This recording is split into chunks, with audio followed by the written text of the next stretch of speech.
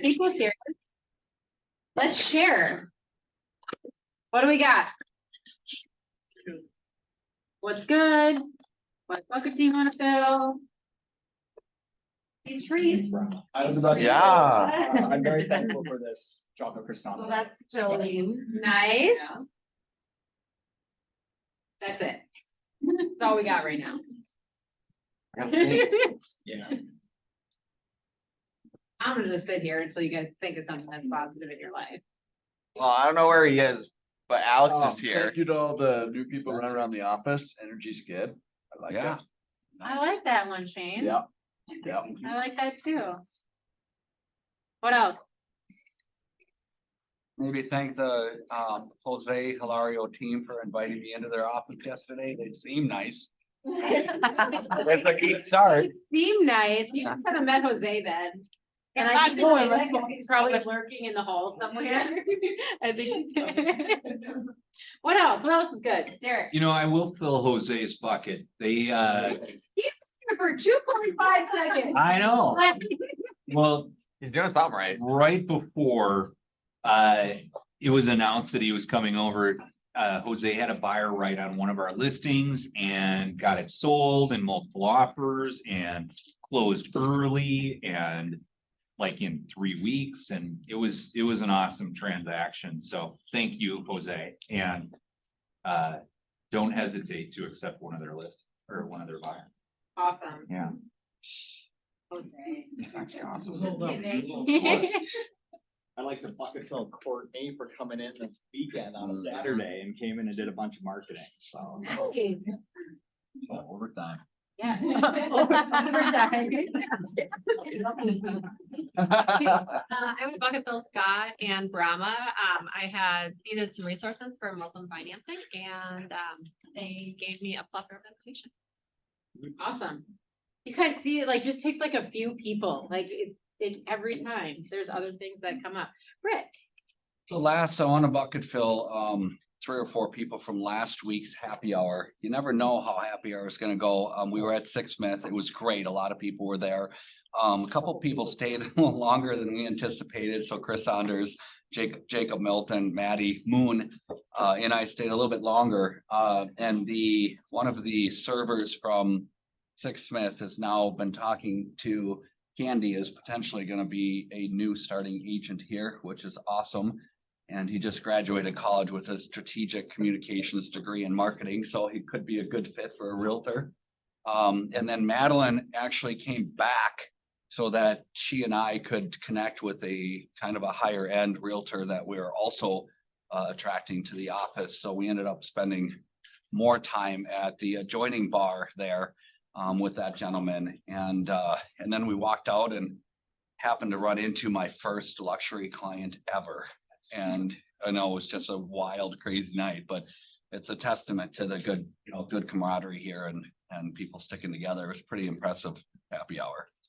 Not what was expected, but it was very productive. It was good. Awesome. What else? Anybody else? Yeah, when's the next happy hour? Yeah, Rick. Tonight, no, I'm just kidding. Oh, I was like, oh, It's like, no, it's not. It's like the third week or something like that. Third week, yeah, Yeah. third week. Third Wednesday of every month. I think that's gonna be right before Thanksgiving. This month. The day before. The day of trans. oh, heck yeah. That's the busiest day for bars, so. Okay. No, it's here.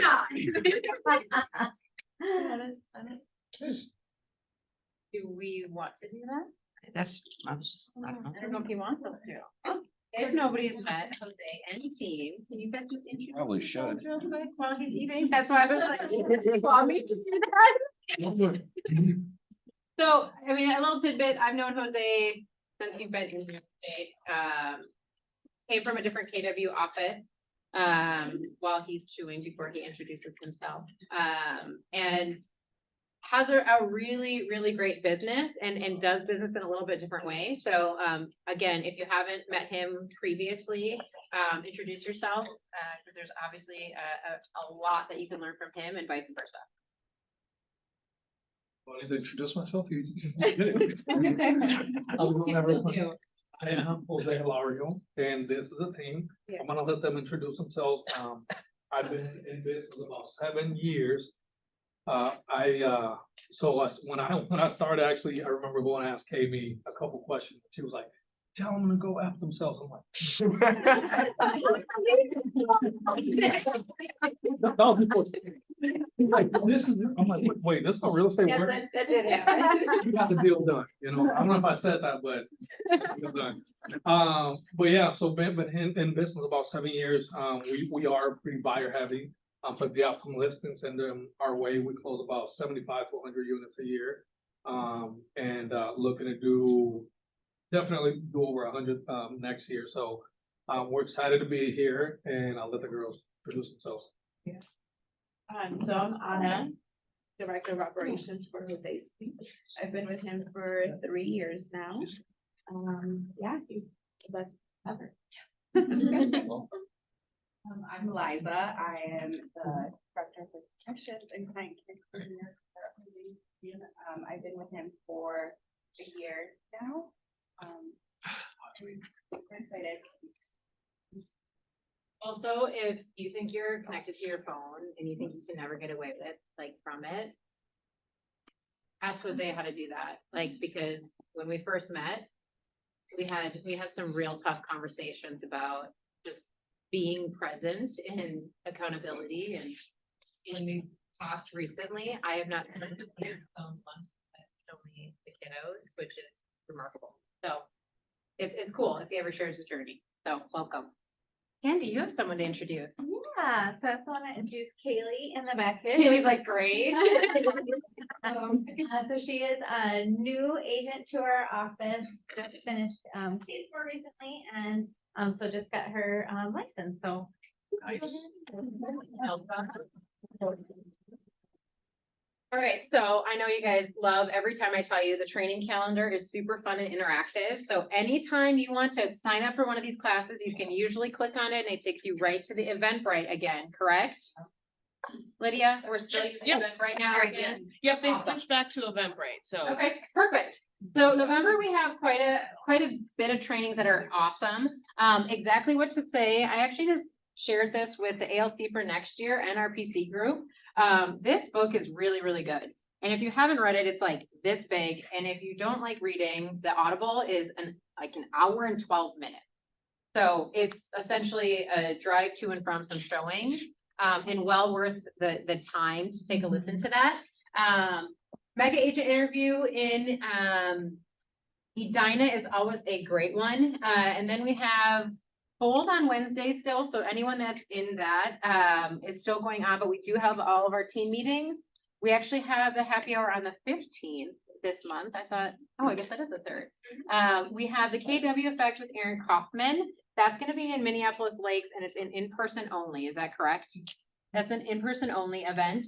And then at the end of the month, we have Thanksgiving, as well as some free CEs and our collective team meeting. Any questions around those? What is that KW Effect class? If you don't know yet, I'll ask again next.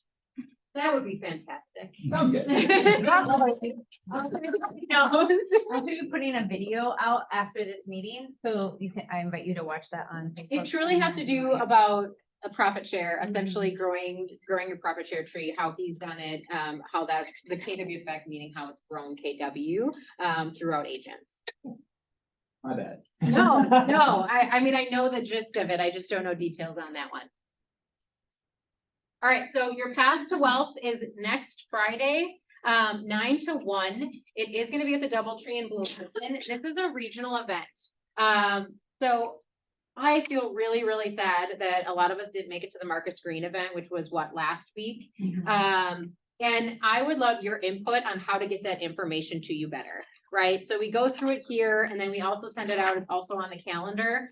But what was given in that event was incredible. The information was absolutely amazing in the morning. And I truly just want more people to be able to experience that. So if you have any comments on this is where I need it sent to, or this is how I need to sign up for it, this one again is going to be just as great. And it is being put on by the region. Any questions around that? It is on Eventbrite when you click on it off the calendar, and I think it's $54 to attend. I think there's a cost with It's it. free, just FYI, so really keep it. Next one. Holiday party. Do you want to chat about that a little bit, Rick? Yeah. Yeah, who's involved in that? What teams are involved?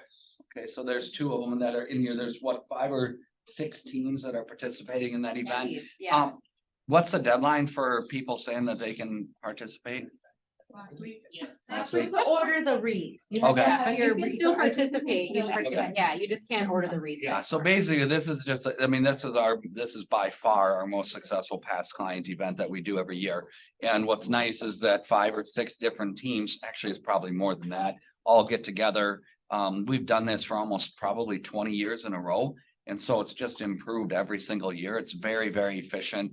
It's nice for our clients too, because we're able to use all the resources together, through, between all of these teams. And so the event is just amazing for anybody's clients that are coming into this. So every year, if you're not doing it this year and you want to do it next year, consider this as one of the things that you do for all of your past clients. So it's awesome. And we got pictures with Santa, we It's got really fun. activities, and it's at the Wayzata E-Free Church. So it's beautiful there. So yeah, it's a nice event. It's nice. Good event. Individual agents could participate also. Absolutely. Yep. It's actually Individual even agents. better for individual agents Mhm. that you don't have to put something together, and the expense of it, because really you just invite your clients to it, and it's kind of a collective group of money and funds being put together. So, It's good. all right. You wanna chat about this? Yeah. So this is still, we have the little business cards at the front desk. If you guys know people who, you have conversations with people every day, they see the work that you're doing, they're like, maybe I want to get into this field. You have that conversation with them. We have the business cards at the front desk, and so you just write referred by. You can give them this card that has my contact information on there, and then you don't need to know everything about pay score and licensing and how that works. You can just give them this card, and I can call them, or you can give me their contact information, and I'm happy to reach out to them as well. Thank you for this, by the way. I think this is a really easy way just to pick up a few of those, even if you put 5 in your wallet, your purse, your pocket, wherever it is. We all have those conversations. I mean, point being, at happy hour, if you give this card to them and if they bring it in and just say, hey, I got referred to you by Rick or whoever it is, it's just an easy conversation piece for you without having to get their information and then swap it. So thank you for doing that. All right, I want to do 2 things. We have a panel that's going to be coming up. If you were here a few weeks ago, we talked about questions and how we have a lack of questions that we ask people. I think it was the average was 5 questions that we have in our little pocket to say, hey, this is what I'm going to ask people on a regular basis.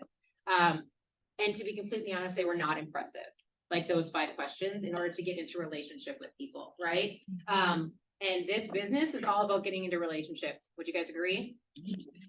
So today I'm gonna do a little exercise. You guys are all gonna write 5 questions down that you have not asked people, or questions you would like to start asking people to get into relationship with them. Does not have to be real estate related. And then I'm gonna call on a few of you to share. So I'll give you like 2 minutes to write those 5 questions down.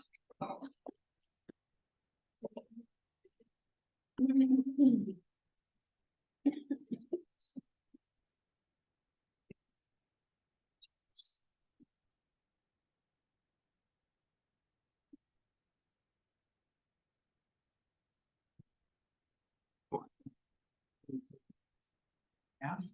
Like questions that you don't normally ask people that you'd like to like start getting in your database. That's the most phony thing I've ever heard in my entire life. It is. I am like, I already have one. I respect it, by the way. Hell yeah. It's throwing me off. If I don't, Some of the if I don't questions know, I if I don't asked know you. to ask them, then how would I come up with it? Okay, so like instead of then hi, how are you? What do you say to people? Ask for it. So you just like are randomly in an elevator and you're like, where do you live? Yeah. Cause that doesn't creep people out? No, it's great. I I did that at a grocery store. No, I was early in my career. I think they had said it was like bold or something, and I did that at a grocery store, and the lady was so. If someone's like, where do you live? What do you mean? I'm trying to figure out like how to Yeah. The Interaction thing. You're from Yeah. around here.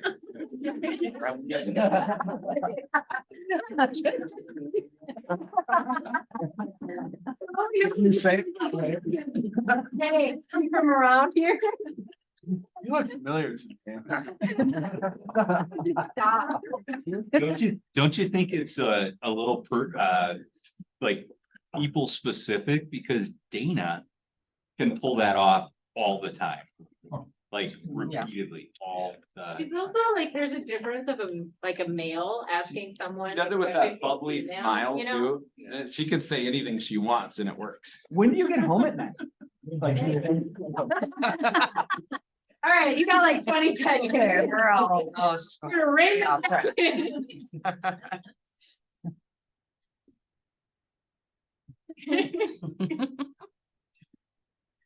All right, who wants to share one of their questions? I will call on you if someone doesn't volunteer. I get in the Shane. habit of digging into people's work life a little bit more. Okay, Like when I'm going with them, I'll ask them what they do, how long they've been doing it, you know, do they love it? Just questions, more detailed questions. 'Cause a lot of times you say, oh, what do you do? IT guy at whatever. And like, oh, okay, cool. And saying, well, what does the day-to-day look like? You know, just kind I of like that. getting a little bit more in detail about their life, what they do for work. You do it all over again to change it. Are you happy with how you're making a living? I don't Just 'cause really, you make a lot of money, are you happy? I think that's a key question. yeah, if you're super in relationship, like that's the question, if you're in relationship already, like, are you happy doing that? But if you're just getting. Otherwise it comes across. no, because if you're really like, I mean, that's a great point. I don't know if you word the question properly, right? So if you were to say, hey, I'm in IT, I'm doing this, and be like, awesome, is that a job that like brings you joy? That shouldn't be offensive or creepy or anything else, and they might be like, no, I just do it to do it. And how many times do you have that answer when you ask someone like, do they like their job? They're like, no, it's just a job. And now that opens the door of like, well, if you could, what would you do?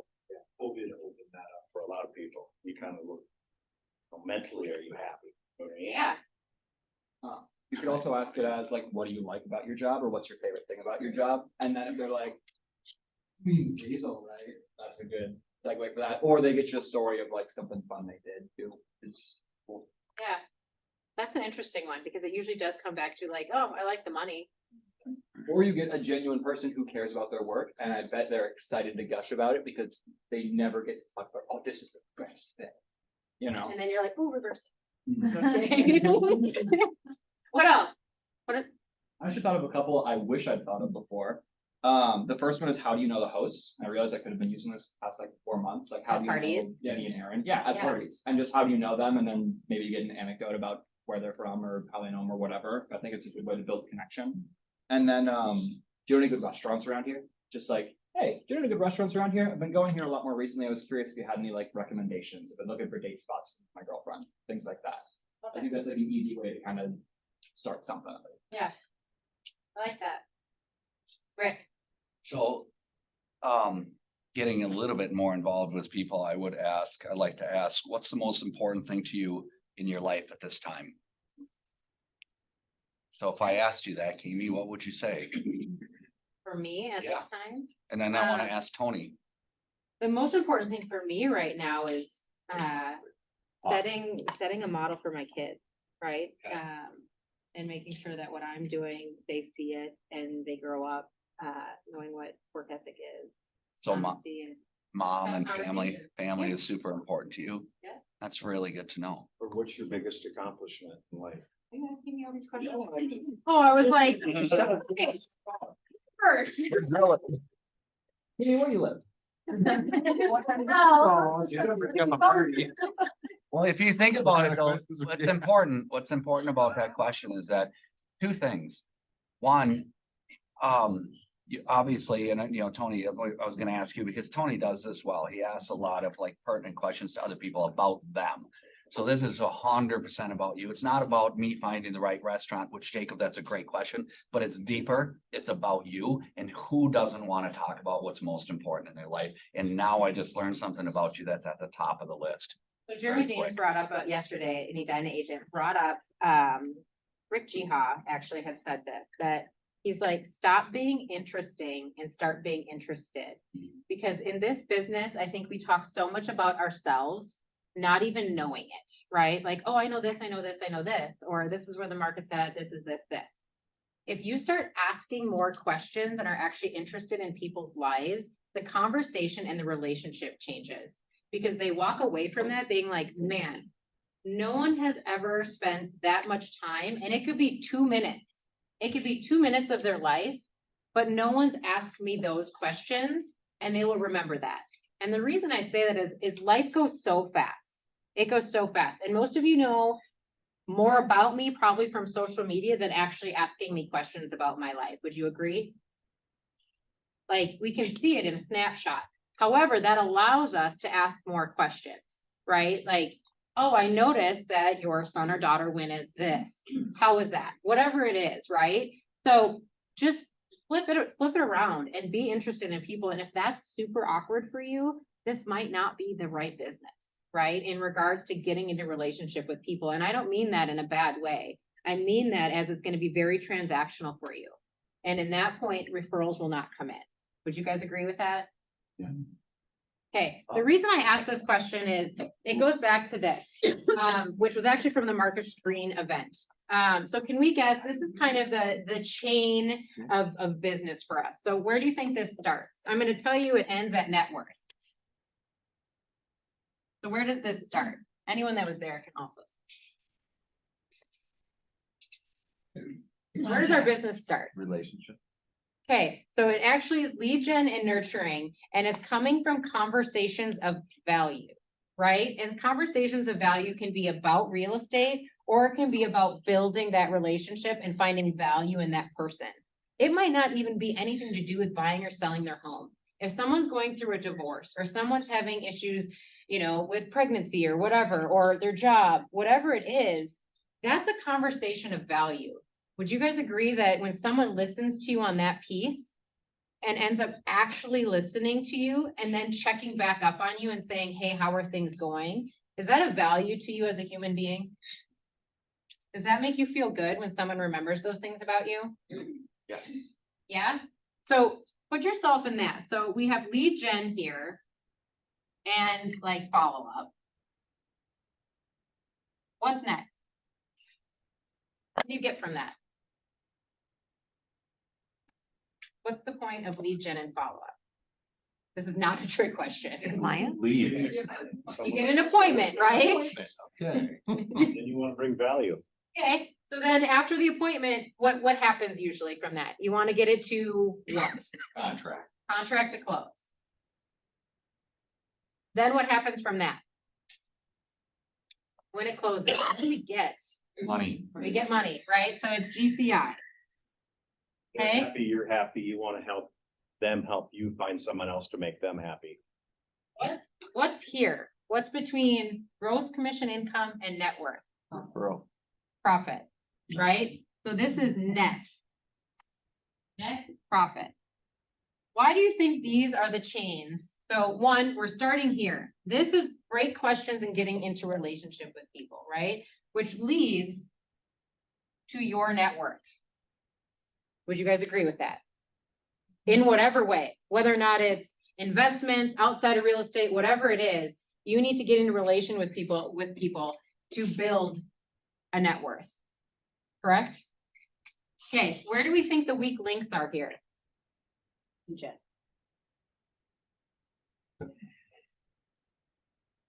Right here, right? So we meet people really excited about it. Call them for like a day or two, right? And then all of a sudden we're like, oh, about a year and a half later, you go past that cold leads list. We all have those because I hear it all the time. I'm gonna go back to my cold leads list. They should never be a cold lead. You should be in relationship with them from the moment you meet them all the way until you are no longer in relationship with them for whatever reason, right? But the other piece is the lead gen portion. And right now, the panic that I hear in agents that I'm meeting with is my business is down, right? It's like my business is down. I'm really freaking out about next year. I had a conversation with an agent from Compass yesterday randomly in passing that I've known for probably 12 years. This agent consistently does probably 24 million, right? So he has a great business. He's consistent on it, and he just looked at me yesterday while I was wearing the IT costume. I had a very serious conversation with him, which was was serious. it was very serious. So serious that he might Right. be transferring, by the way. But he looked at me and he was like, "I'm really nervous." And I just said, what are you nervous about? And he's like, I don't know how to speak to my clients right now because I don't know if it's the right time for them to sell, right? Interesting comment coming from someone who does 24 million a year, and you're like, okay, what are you talking about with your agent or with your clients, right? And then he said, not only that, my business is down. It's down this year, and I don't see the pipeline being any bigger, right? So he was being super transparent on that. And you think if he's one that is consistently doing that, do you think that there's other people that just aren't sharing that piece of it? And what it came back to is he goes, I actually don't have a lead gen system at all. He's like, I talk to a lot of people, but I don't know how to follow up with it. And I've seen them use other people. Not because they don't know he's a real estate agent. They know he's a real estate agent. But what he's not doing is asking them for the business when they're close to him. Does anyone else feel this? Has anyone else ever had a friend, family member, client use somebody else, ever? Yes? You guys are all lying because I know it's happened to every single one of you, if you aren't raising your hand, right? I just And- thought if you were asking if it happened today. It happened Oh, yesterday it happened? Yeah, that's true. But that's real, right? So why are we stuck here right now? And I really want answers on this piece, right? Because we've all raised our hands. We want to be in real estate. We want to own a business. What gets us stuck right here? You don't have the right systems in place. Okay? What Fear of else? rejection. Fear of rejection. I love rejection. Jose, what'd you say? Right now. I did Systems. rejection, but now it's just like normal. What else? Part of the job. Okay. What's Yeah. hard about it? It doesn't have to be, but that's the part that. Well, that's Right. interesting though, right? Because we've had this conversation too. That First of all, what system's not in place and what's hard about it? I'd like to know both of those. Because where's the fault? Where's the break? I think in both of those. Do you lead gen every single day? Well, Be now. careful how, yeah, exactly. Yeah.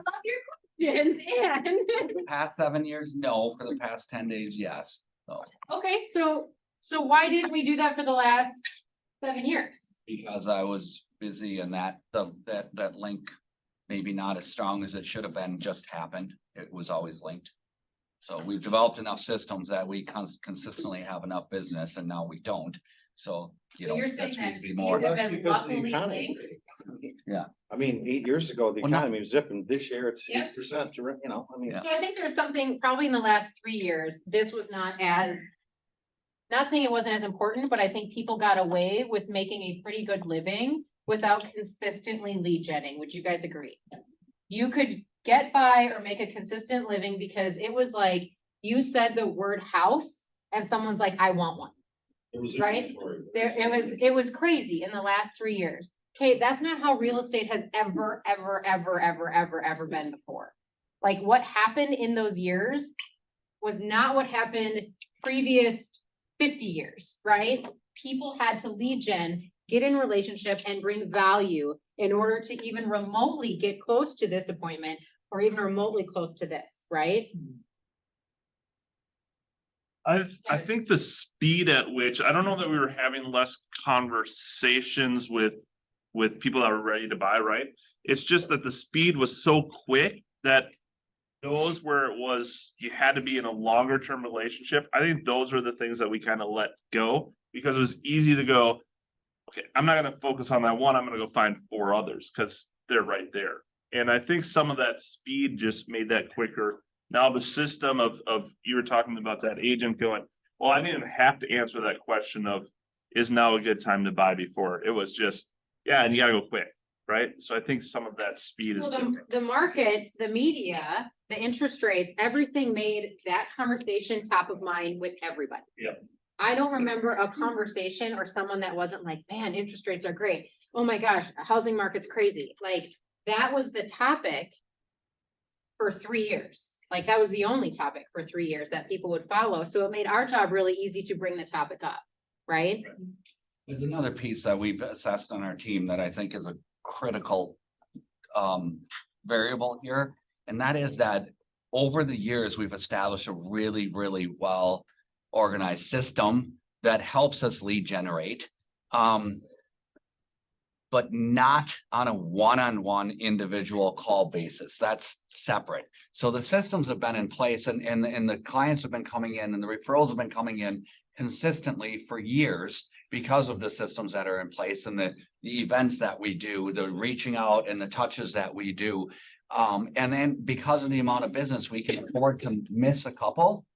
So let's just say that we got a potential to get 50 referrals a year and maybe we miss 10. That still is working and the business keeps going. Now we're realizing that what's missing is that one-on-one phone call to people, that actual real authentic touch that just got left to the wayside because the other systems were working. Does that make sense? No, And that call and that personal touch is a harder thing to do. And every time I do it, it's like every time I go to Bold, they force you to actually make the calls. And every time I do that, which is unfortunate, like Derek, we just don't learn because we've done it Bold 10 times over, right? But every time it works, that one-on-one individual call, it is hard, but it is super productive and it's very valuable. So there's a reason that I brought up this, right? So in the next few weeks, as we're going into the new year, what I really truly want to focus on, we've done business plans. If we haven't, let's go through that together and I can help you with that. But I want us to focus on this portion, right? Because if we can't figure out how to make these link, these ones aren't going to happen at all, right? And when we talk about owning a business versus being an agent, you know, he had said this too, there's 3 main parts. And one is your calendar. If you pulled up your calendar right now, what does it look like? I don't really need to know that, but I would ask yourself that question. What is it filled with, right? I'm going to guess that most of us, it's not filled with lead gen and it's filled with a lot of fluff, or we don't even have a calendar that we actually go by. Would we agree with that? So number 1, you own a business when you have a calendar. If you're not following that, you're still just an agent, right? If you have a lead gen system, you are owning a business because that means that when you're gone, that system is still pushing out leads for you, whether or not it's a smart plan, whether or not it's just the constant contact with those people that is getting sent out, or a neighborhood nurture that all comes through KW stuff, right? That's still a lead gen system of some way. It doesn't always have to be you calling them. That is part of it, but you need a system in place. And then 3 is the profit and loss, right? Because here's where we all get stuck as agents and business owners is right here, right? Most of the time we know exactly what our gross commission was and we're super excited about it. That is not what you make a year. Okay, so in order to get to the rest of this, you need to figure out this portion of it. But first 2 is follow your calendar and get a lead gen system in place. I don't care if that's, I'm going to call 1 person a day. I'm going to put them in there. And I'm going to set them up on a smart plan. That's a system. And you are far ahead of a lot of agents right now. If you do 1 of those a day, I can promise you that. 1 contact a day, put them in a smart plan and follow up with them. Is that fair? How many of us do that? Okay. And if I could add something to what Rick was saying, so when Rick first said that he wasn't lead generating, you actually have been lead generating. Maybe you haven't been doing it yourself. Maybe you haven't been making the calls. But for example, when I started my business and when I was in accountability with Kami and then with Julia before, my goal for the first year or 2 years was to add 10 leads to my database. And it was, or 10 contacts, better said, to my database. But what I did is eventually, I ended up with 3,000 clients in the database that we can follow up with. when it comes to what he was saying, I'm guilty of that. The last 2-3 months, I had a kid. I have not been lead genning in the sense of I'm not making those calls, which is what I normally do. But the business is still producing leads. But the thing with that is that the business will stop producing leads. So I have to make sure that I'm constantly lead genning. And I've been telling the girls, I'm like, hey, with the kid, I've been busy. I'm not lead genning. Like, and they're like, we still have leads coming in.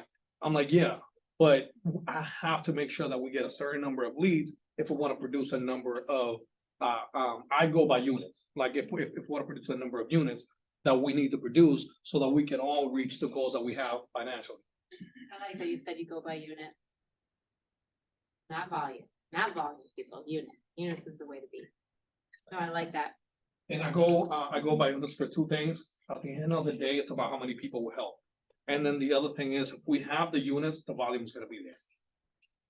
Agreed. All right, anything else to add to that? Oh, even in our conversations in our accountability group, there's some people that like, it started very small where it was like 15 minutes a day. And then that snowballed into like 45 minutes a day. And then that snowballed into like, oh, like I feel warmed up. I feel like I can do an hour a day. And then they just felt more confident with that too. So sometimes it's even better to start smaller and then build up that momentum too. So. Well, I think that goes back to when you just said confident. A lot of people aren't lead genning because they don't have the confidence to lead generate.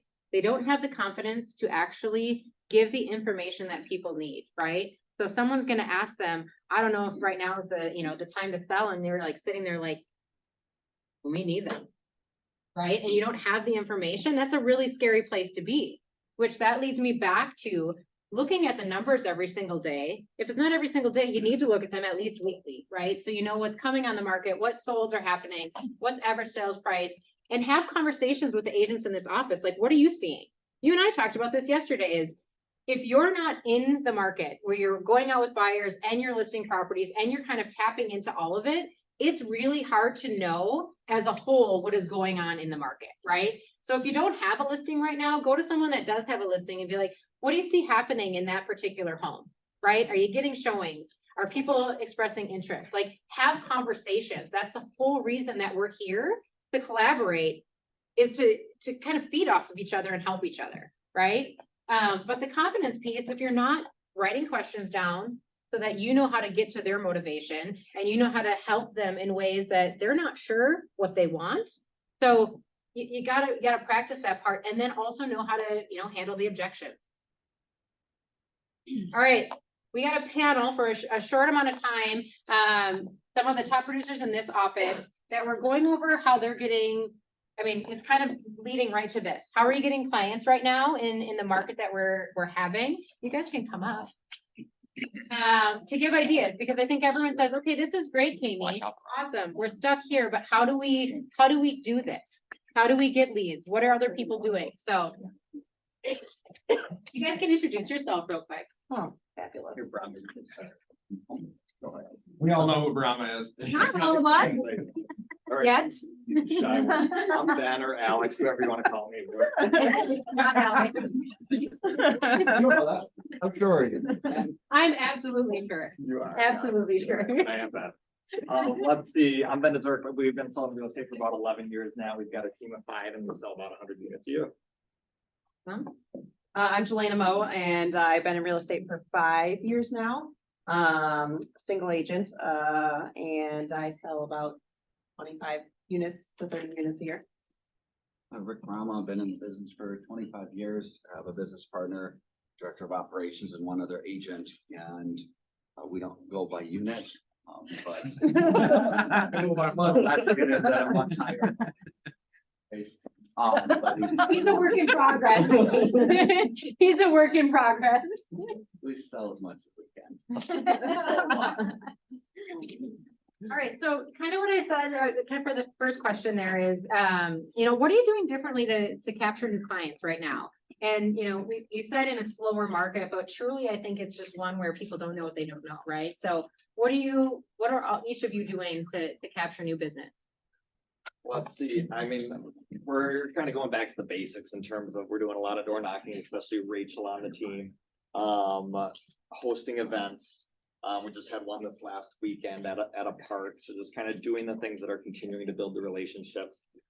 And then really, I mean, the face-to-face is really the most important, and we obviously the most success in. But when you add that marketing piece, you kind of add that secondary, and so that's what Courtney's really taken under her belt with mailers and postcards and birthdays and anniversaries, like that. But yeah, back to the basics, like face-to-face. Awesome.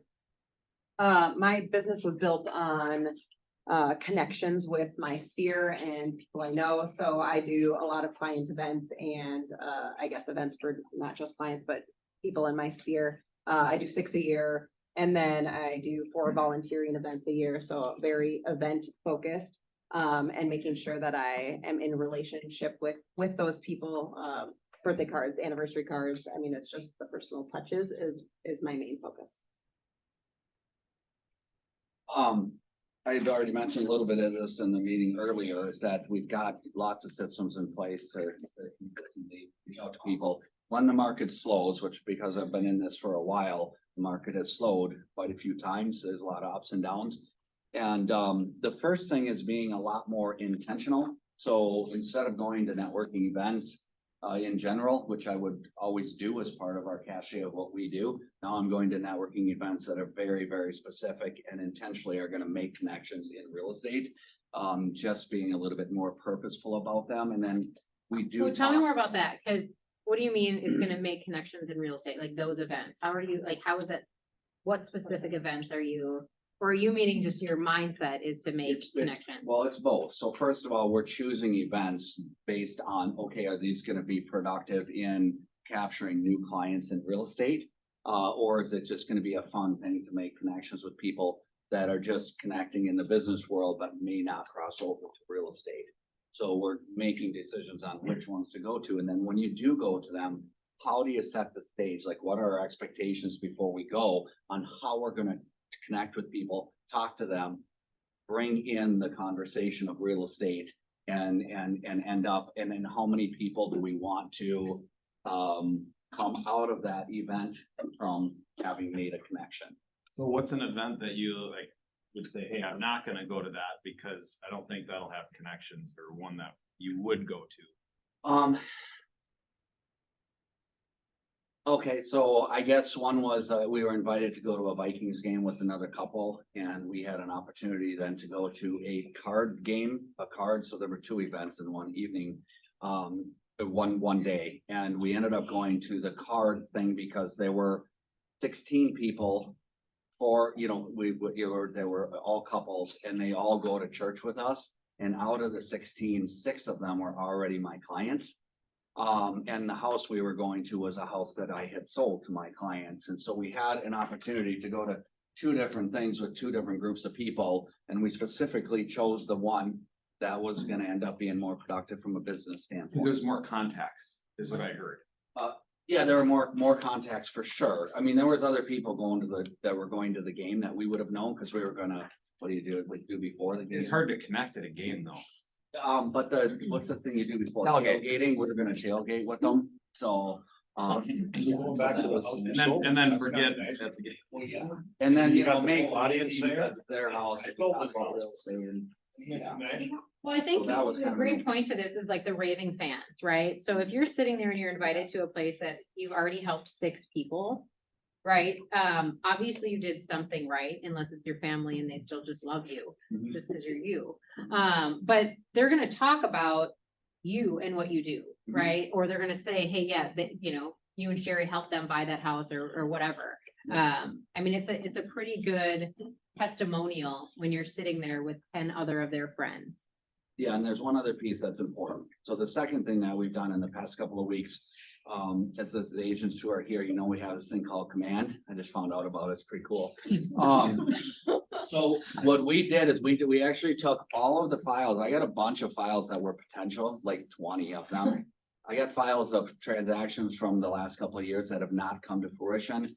We went through all of those. We put them all in Command, any of them that were potentials, and then we tagged them on either 6 months, 1 month, or 1 week. So I have to call them every week, every month, or every 6 months. Then we went through all of our past clients and did the same thing. So now they're all tagged and they're all on my notification. So every day I've got about 15 to 20 calls that I need to make. The ones that are every week are the people that are actually potentially buying now or potentially gonna list now within the next month. So we are not going to lose track of anyone because I'm personally calling them every day. I'm making these calls now. Can I stop and pick on you for a second? Sure. Okay. So remember when we asked the question of like, why was there a hitch, right? Or like a cut in either lead gen or systems? And you were like, well, what's so hard? He's a top producer in this office, right? And just now he was like, I finally figured out what Command was. Command has been around for a long time, guys, like a long time. And now he's put a system in place that those were somewhere else for a long time, right? That there could have been transactions that already happened with those people, right? Because there wasn't a system in place. I know. So I've missed them. the fairness on that question is a lot of people have a hiccup on making a system happen, right? And it doesn't have to be difficult. It can be a super simple system or just put them into Command. I mean, we ask the question all the time, like, why wouldn't you have a system? Why don't you lead generate? When you ask that question, and this is not on you, but are you doing it? Do you have a system in place? Because most of us don't, right? And so there's zero judgment in it. Let's just take the first step today in starting that. Like putting it on your calendar, starting the system, opening up Command, figuring out what it is, maybe watching a video, whatever you need to do or wherever you're at in that path, start it. Like that's the thing that doesn't happen. It's just starting it, like just dipping your toe into it. All right, what? Well, it's awesome. It's awesome connecting with clients now. It's like, what the heck goes wrong with me to not, I mean, this is a relationship business. And if you're not making the calls, make the calls. If you want to feel good about just the relationship you've built, get on the phone and call these people. Find out about their lives.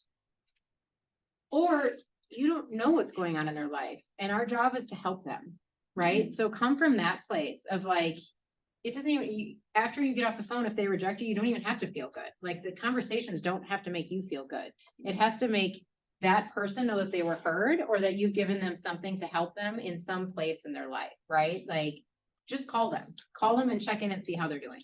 And it can be met like posts or messages through Instagram or Facebook or Yeah. anything. It doesn't necessarily, or text messages. It doesn't necessarily have to be a call because I know everyone's going for different routes. And yeah, we add everyone to Command. So there's people, and so Jacob's so great at handling Command and entering everyone in there. So every day we're consistently adding because that's the baby. Well, and I mean, we go through numbers every single week and we're tweaking, like, what do those numbers look like? What are we actually tracking? Like, nothing is ever really perfect, but it's about just being in the business and looking at it and seeing where things need to shift, where they need to tweak, where you can become more efficient.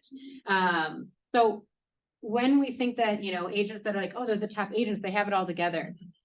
No, they don't. They don't. And I don't think that anyone's ever going to have it all together because it's such a shifting market. And you have to shift your lead gen too. You have to shift how many people you're talking to. Like it's never going to be perfect. So get that completely out of your head as a business owner. No business is perfect.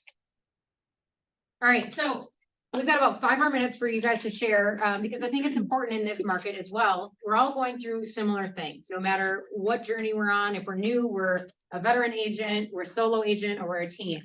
How are you each collaborating with agents in the office to get a better idea of what's happening in the market? Because I think you also are all working with different types of clients, different price points. However, it all is relevant to each one of our businesses. So how are you each collaborating?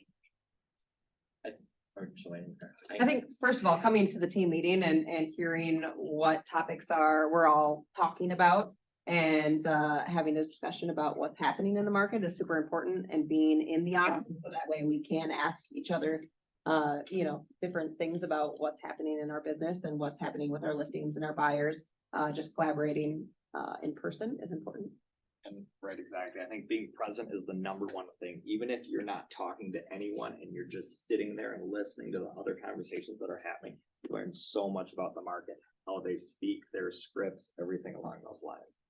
because of time, I'll go quickly, but I've got a couple here that I think we've experienced together. So we did the Zerk's team and our team, we had 2 off-market transactions that their clients bought from our clients, and then vice versa. We did 2 the other direction last year. So we did 4 off-market transactions, just with one agent group in the office, you know, so that's a nice thing to have because that makes things go very smoothly for our clients in specific situations. Open houses. I've actually asked other agents now because I don't have as many listings and I would like to be at open houses meeting people. So I'm going to other agents' open houses to host the open houses. And we've had agents at our open houses.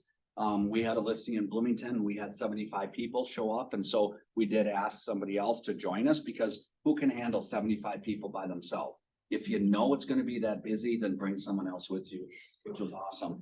Luxury broker opens and stuff. We've had people from the office who have helped, who have come and helped set up, who have helped get things organized, you know, find places for people to park at these events that have been amazing. Resources, you don't have to be here very long before you realize that we're consistently almost every day, the agents are asking through the group emails to other agents, hey, who you got that's a foundation specialist? Because I just ran into an inspection issue, you know? Who do you have who can do specialized financing, you know, Muslim financing? Like there's questions come up and you will get answers from this office, you know, which is awesome.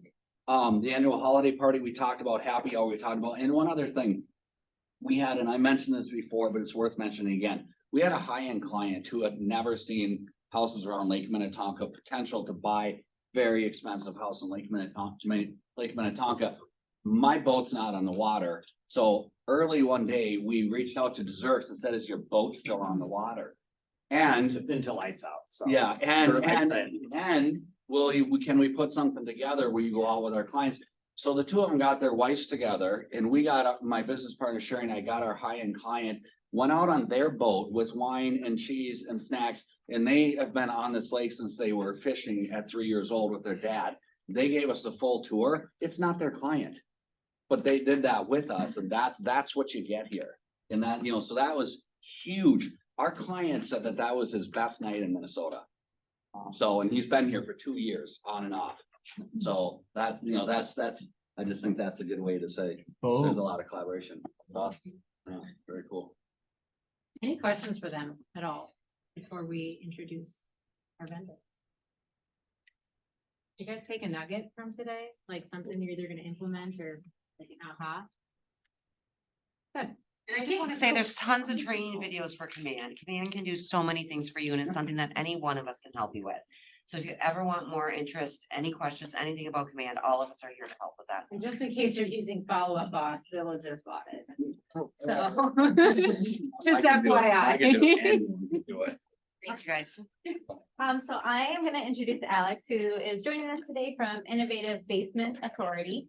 And he comes here today because I received messages actually from you guys who have awesome interactions with a vendor or a company and say, I think other agents in our office would benefit from hearing from them. And so then I reach out and say, hey, do you want to come? And so Alex came today and then also brought the Panera boxes. So thank you for providing that for us. Yeah. And we're excited to have you here. So thank you for joining us today. I might have one. Alrighty. So, thanks for having me, guys. Thank you for your time. A little bit about myself. My name is Alex. I'm with Innovative Basement Authority. I am part of the management team out of our Inver Grove Heights, Minneapolis branch. While you guys are here today, I'm just going to do a little quick tutorial about what we do, some causes of the things of why we do it, and how it's going to help you guys in what you do. Okay, so just a little bit about ourselves. We are Innovative Basement Authority. I don't know if you guys have ever heard of us before. We've been around for about 32 years here in the Twin Cities metro area. A little bit more about us. We're A+ rated on the Better Business Bureau, top rated on all the Angie's List and Home Advisors.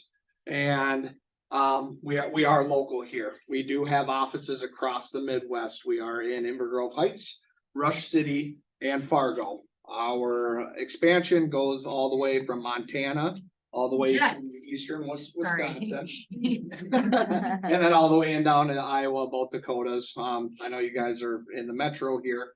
But wherever you're at, you know that we're gonna be able to service you guys, okay? A little bit more about why you're here. I could read these off, but we want to be able to increase your guys' ability to confidently relay information to your buyers or sellers on what's going on with their home's foundation. By a raise of hands, how many of you guys have ever walked into a basement and stepped into a puddle of water or seen an inconspicuous crack in the foundation wall, that you really didn't know much about? Well, that's what we're here for.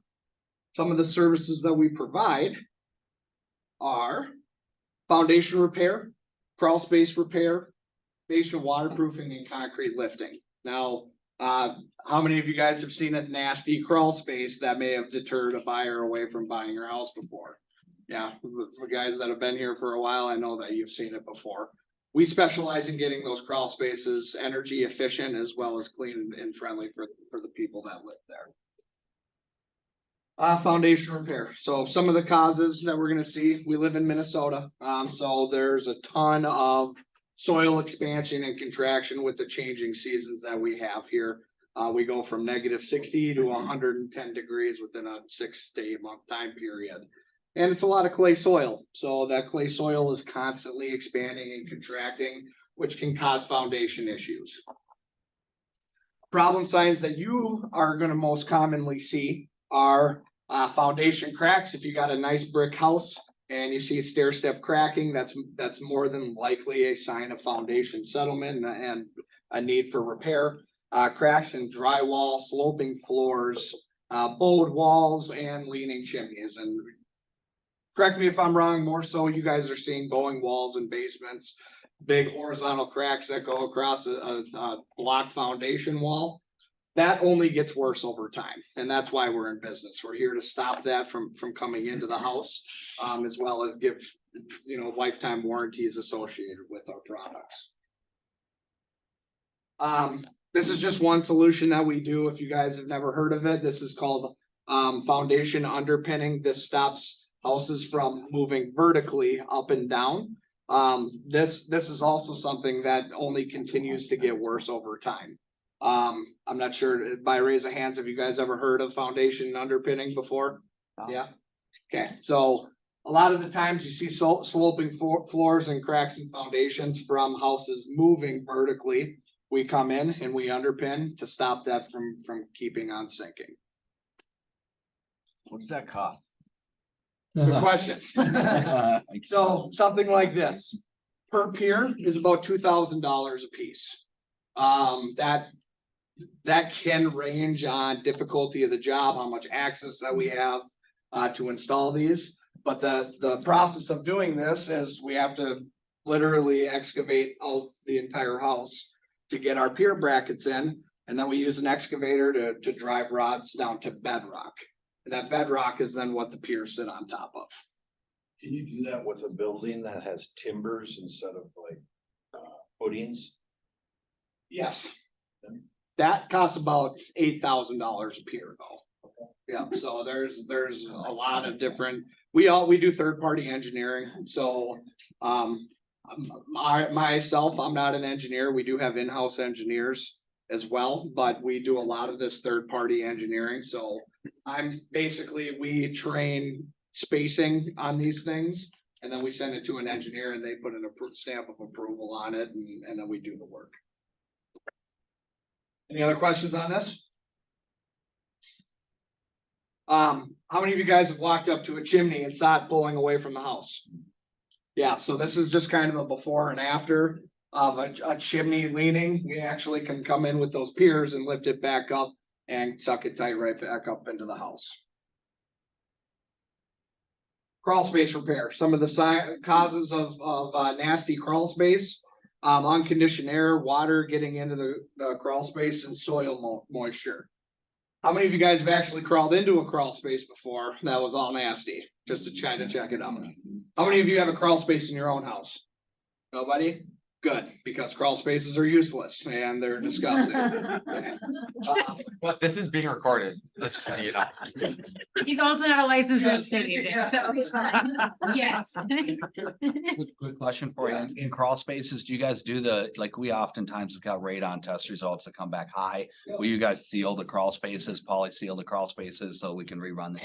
100%. Yep, so a lot of this has to do with energy efficiency. We do and I'll show you here, but we do a radon seal. Before you do any sort of radon mitigation, you need to have your crawl space poly sealed before you can even put in a mitigation system. Can anybody tell me why that's necessary? Because radon comes up through the dirt. Yeah.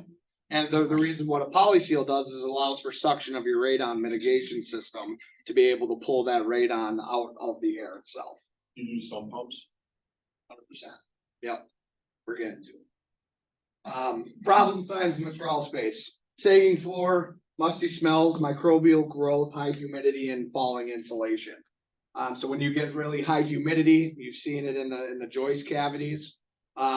Humidity will rise and get into all the organic material. It'll rot wood, insulation, anything that's in there. It'll actually just go ahead and rot it.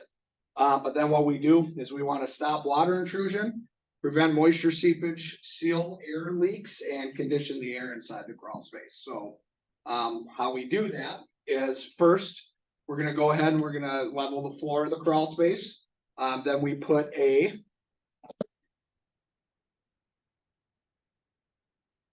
so what we do is we put a drainage system around the interior, exterior of the crawl space. So along the foundation wall right here, that then diverts to a sump basket. That sump basket then takes any water intrusion that gets into our drainage system and pumps it out away from the house. Thirdly, then what we do is we put a 20 mil white crawl seal liner on the base of the crawl space as well as up the walls. And then lastly, we put in an April air dehumidifying and air purifying system in the space. This is going to take, you can set that April air, the E100 unit to whatever percent humidity that you want to. That's going to keep that humidity down. And it also takes, any microbial dust mites, mold spores, airborne allergens out of the air. Are you seeing this cost on average? So in Minnesota, we don't usually see whole homes on crawl spaces. That's more so in the southern states. We usually see it on additions. So say like a 20 by 14 addition that has 2 to 3 feet of head height, anywhere between like $5,000 to $15,000, depending on if it's wet, if it needs an April air system, if it just needs an encapsulation, obviously that's a lot cheaper. But it really just depends on what the home is calling for, what the crawl space is calling for. Some more expensive ones, they'll include like insulation, rim board insulation, stuff like that. If you're looking for a full encapsulation, it can be upwards of 10 to 15,000. And then this is just a before and after. So this is what you guys probably will see and what you do see. This was how they used to do it back in the day. They would just put a quick painter's poly liner on the floor, not seal it to anything. But this is that radon seal I was telling you guys about. That's what helps that mitigation system suck radon underneath that crawl seal liner. Any questions on this? And then we also do floor support jack systems. So if you guys have any sloping floors, leaning floors, we'll actually come in with our IntelliJack system. You've probably seen these at Home Depot. You could buy them for like $120 a piece. But these ones actually come with a proper footing. So if an inspector calls out that you need more proper supports in the basement, then this is what you would have to do.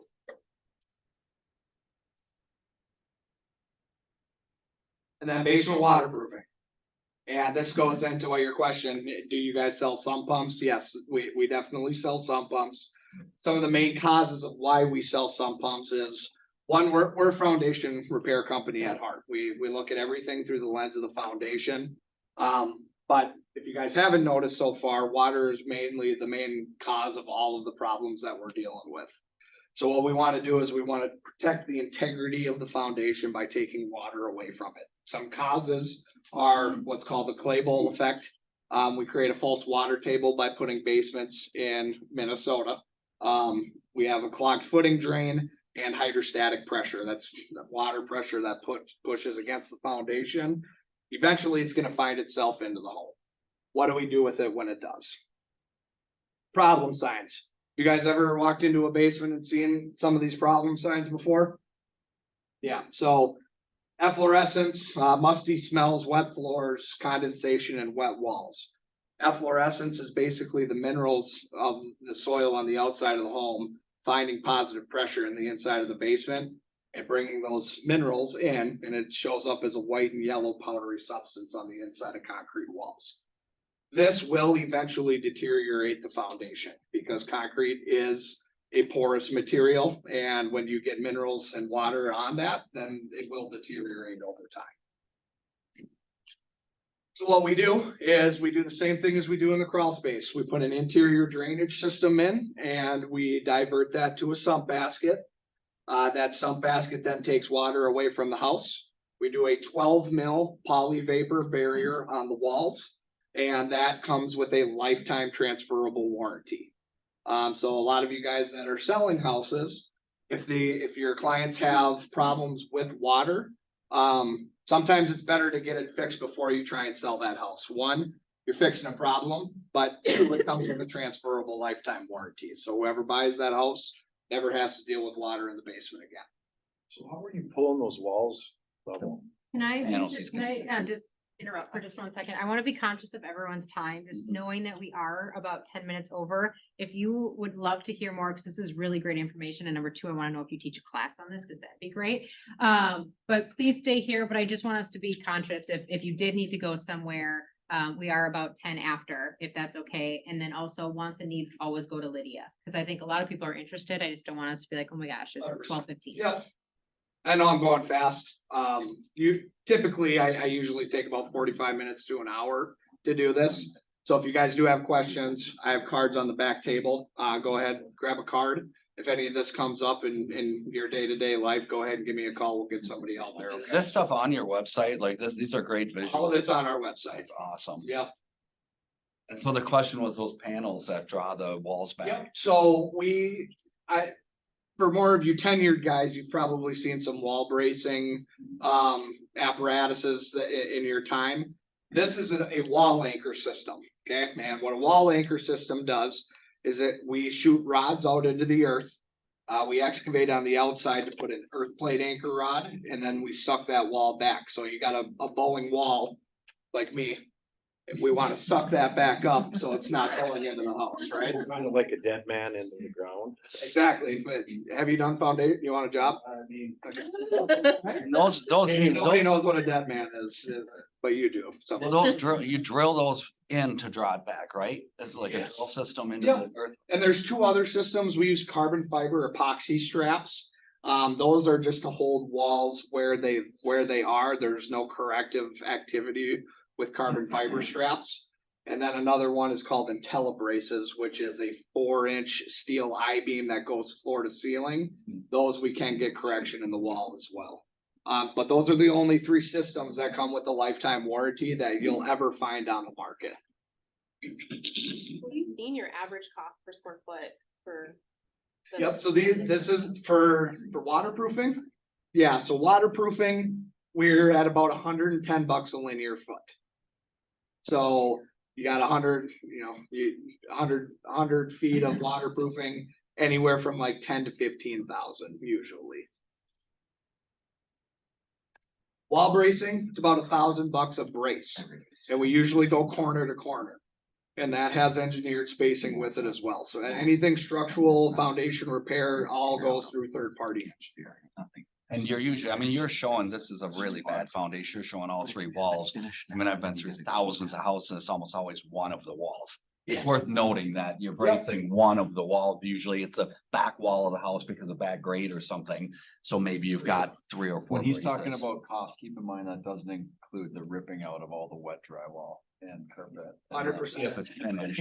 Yeah. And it doesn't cost the replacement of that as well. So A lot of it, there are excessive costs that go into this. Hopefully you guys get a basement that is just wide open and they don't have to refinish it, but, I've seen a lot of people cry over some of the stuff that we do. It's not fun. I'm not here to say that, hey, let me be in every house that you guys are about to sell, because that's not why I'm here. This is something that you don't want to do. This is something that you need to do. Any other questions on this? This is kind of a before and after. How many of you have been in a basement that looked like that on the left? Yeah, my grandma's basement. Hopefully it's not your own basement, but this is what it looks like when we're all said and done. And finally, concrete lifting. So same thing, we have a ton of expansion and contraction in the soil. Some problem signs. How many of you have tried to sell a house where you walk around the corner on the sidewalk and there's a tripping hazard there, and that may have deterred somebody from buying that house? Well, we come in and we install a polyurethane injection foam. What this does is we stick an injector into the slab, we inject our poly foam, and then we get a lift. So we can actually lift and level concrete slabs. This is a closed cell polyurethane foam. So it does detract water, and it is EPA approved. This is one of my favorite videos as far as concrete lifting goes. We lifted a stoop about 16 inches to get that back up to normal. So this is just another avenue of what we do. Most of the time in the Twin Cities metro area, if you guys are selling houses in Minneapolis, there's sidewalks that they poured literally right up to the side of the house. And they're starting to go like this into the house. Well, what do you think that's doing? Water's getting into the foundation, right? So a lot of the times we'll go on the sides of houses, lift those slabs back up, tilt them away from the house so water can drain appropriately. That's probably 10 to 20% of the cost of tearing that sidewalk out and re-pouring a sidewalk. Yeah, yep, so he's exactly right. Massive It's saving. about 10% of the cost, and there's not damage to landscaping. Yep. You can use this about 30 minutes after we complete the project. And it usually is hardened within like 10 to 15 minutes, so. This is a 5-year warranty, that is transferable as well. This typically will last for about 20 to 30 years though. Mudjack commercial property or just residential? Nope, we don't ever say mudjacking. It's against our religion. Mudjacking, mudjacking is a thing of the past. Mudjacking is a mixture of mud, sand, and water. And what do you think mud, sand, and water does in Minnesota? Yeah, expands and contracts, right? So answer your question, we only use the poly foam. Commercial, he asked if it was commercial versus Yeah, residential. so we do definitely commercial. All of this, we do commercial as well. Yeah, so. Size limitation? No. We are contracted for the MSP airport. Every year we go to different tarmacs and inject our poly underneath them. Sometimes they'll sink a little bit. We go back to the tarmac and fill it up. We do the 35W corridor every year. So that's just a little bit of our outreach. I feel like I gotta challenge you just a little, cause you haven't gotten there. Spancrete. So Spancrete, you guys do anything to, we see this all the time in sub garages and spaces where you got the Spancrete above and it wasn't installed properly, or the topping is all cracked. Yep. You guys work on that? You got a way to seal the top? You got a way to? Yep, so the main way that you seal a Spancrete garage floor is one, you got to epoxy coat it. But a lot of the times you're seeing water, like, so you got a room underneath the Spancrete garage, right? And you see water coming from the ceiling. There's not a good way to fix it. The only good way to fix it is, and I'm not sure if you guys know anything about Spancrete, but the cores of Spancrete actually go all the way through the Spancrete ceiling. So you got to fill that up with foam and then do a protective exterior membrane covering over the outside of it. So don't all garage floors, whether you're in $100,000 house or $1 million, the garage floor, isn't it? In Minnesota, it's gonna heave and shift. You're gonna get those lines, those cracks, unless you seal coat it. Correct. Put a little sprinkle dust on it. Yeah. And it depends what type of garage. So you got like floating slab garage floors, got Spancrete garage floors, you got monolithic poured garage floors. They're all different, right? But in Minnesota, if you don't have a heated space that's insulated, that soil is gonna constantly expand and contract, and then you get voids underneath there. The only reason the garage floor is cracking is because the soil. And then if you wanna wash your car in your garage and you have a drainage, will that create a crack on the floor? It can, yep, especially if the drainage isn't sealed properly. If there's any leaks in it and that soil gets wet, it's gonna void out. Moral of the story is you can fix it all. That's Almost, what we're in business for, yeah, especially the foundation stuff. yes. What does this project cost with the stairs? The stairs, this one costs about $2,100. Yep. And to replace it, you'd probably be looking at like $6 grand. This is just before and after. We do pool decks, stoops, steps, garage aprons, inside of garages, anything that has concrete, we're doing it. We can lift up the apron, get it flush there, pool aprons as well, so. If you guys want to take a picture of this, go ahead. I do have cards on the back. Table there. There are still a ton of bagels and Panera back there for you guys, so don't be shy. I'm not taking any of it with me. So lastly, do you mind if I take a selfie with you guys for our Facebook page? We're good? Oh, everybody here loves selfies. Good. I think we all want one of these, That's why we're right? here. Good value. Thank you.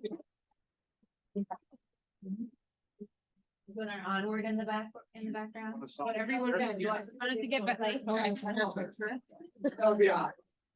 Ideally, I don't like it. I don't want to. Okay. And in the back. The feeling is the feeling is senior. Right, yeah. Right, yeah. All right, guys. Cousin or brother. Get in there. Okay. Yeah. With them for 30. Awesome. Thank Thanks, guys. Thank you, nice job. Yeah, great job. Yeah. Your cards out. I'm like, that's really good. Those videos, Like, oh my like, goodness. that's like, They're- make people it helps. understand, like. You have to visualize the basement issues and That's stuff. Sam, any friend. I'm gonna. Dad. Yeah, that website. Okay. 100 times. Yes. You're just gonna go. research that video.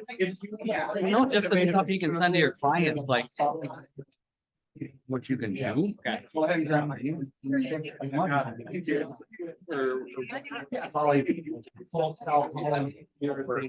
Yeah. Or don't. Send it for your- From the draw.